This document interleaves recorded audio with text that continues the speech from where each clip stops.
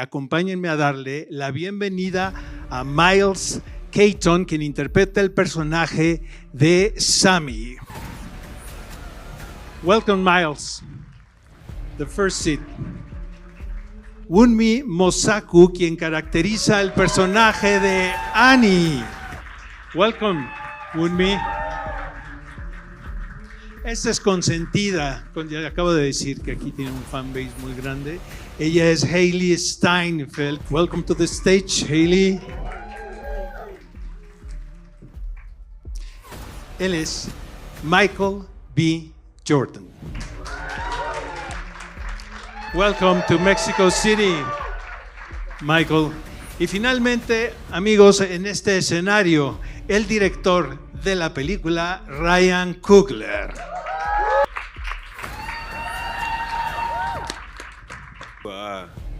Definitely for Michael, I would say, playing two roles and making sure that they had subtle differences, but portraying them not as, clones or nothing supernatural, but just as identical twins.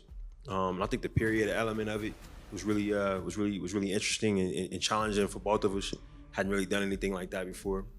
Yeah, that was my first time kind of diving into that world, and excuse me. You've seen so many other performances, people who played twins before, or clones or doubles or something of that nature. So just wanted to, come as two different people. You know what I mean? Like you said, the subtle differences of it all. Sometimes you might get in your head and making sure that you're not bringing your own habits of Michael, to set each day. But the world that Cool created, and the incredible cast that I got an opportunity to play off of, it really allowed me to be two different people.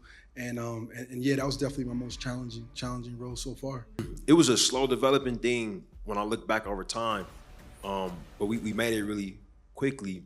The base inspiration came from my relationship with my uncle, who was from Mississippi, but moved to Oakland in his younger years.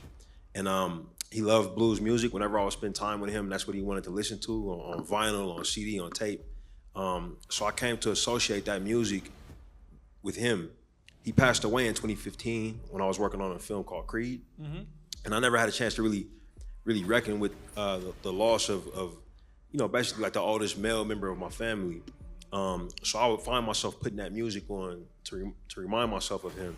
And one day I was listening to a particular song, and the idea kind of came to me like a lightning bolt. The song was called Wang Dang Doodle.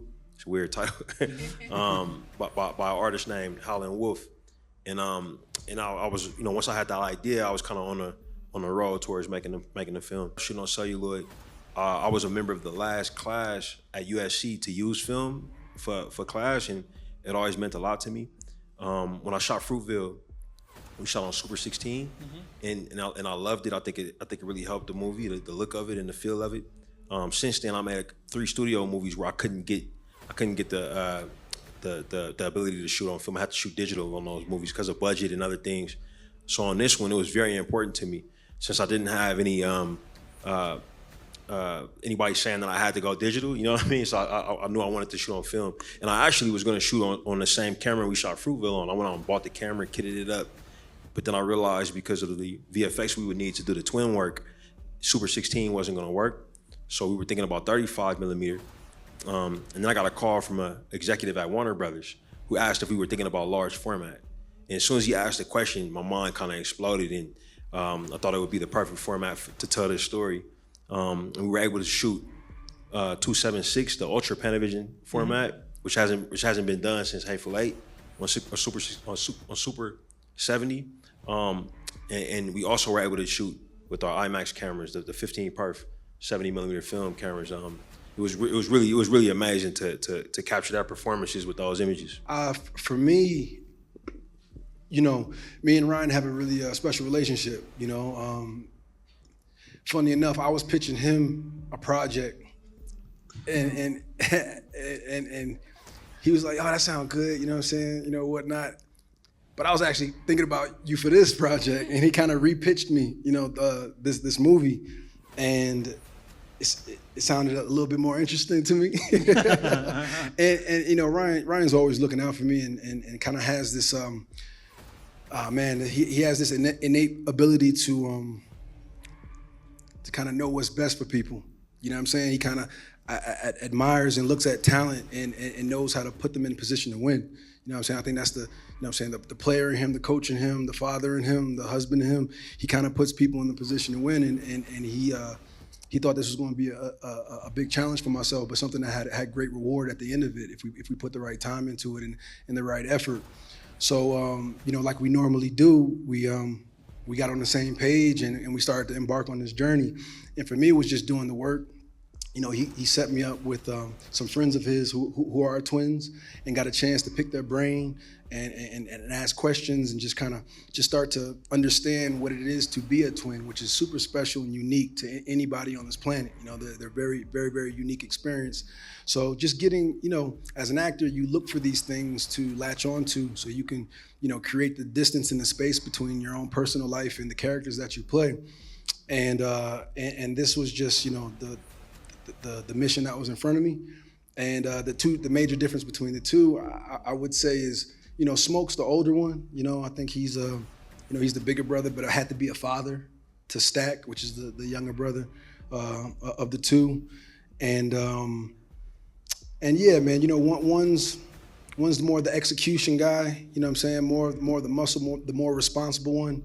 And then the other brother is a little bit more of a dreamer, more of a creative, more of a loose cannon in that way. And the two of them together, they make one person. Well, I would say the complexity of this is one of many, many things that drew me to this. It's so grounded and so deeply rooted in these humans and their life and their past. It takes so many turns and is such a wild ride and is so incredibly captivating, but you're always drawn back to the emotion and that darkness and that fine line between darkness and redemption. And I think with those moments of darkness, there's always a flicker of light and of hope and love for every person that's talking to that other person on that screen in that moment. But I guess generally speaking, the complexity of it is so apparent, and one of the things I love so much about this movie. I think that's what's so amazing about Ryan's writing, is that he encompasses the depth and breadth of humanity in each person and in each scenario. None of us are all one thing. We have, whether it's a spiritual enlightenment and connection, and that's juxtaposed with a grief, and an earthly grief and a yearning, like my character and her relationship with Smoke. I mean, I just think it's, you can't ever write someone as a hero or a villain. You have to, everyone has a reason, and everyone has a question that needs to be asked and a hope.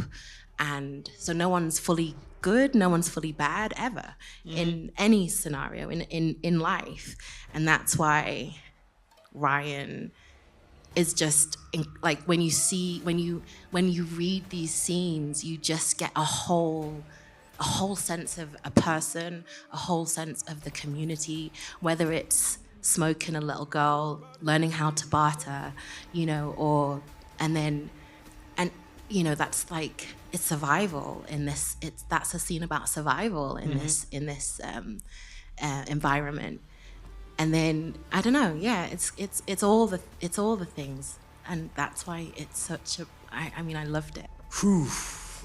Man, this was a life-changing experience. To work with, actors at this level is just an honor. I'm extremely grateful to be in this position, and this movie is incredible. I'm glad to be a part. I'm glad that I was not only able to act, but also to be a musician and show my talent in that way, so yeah.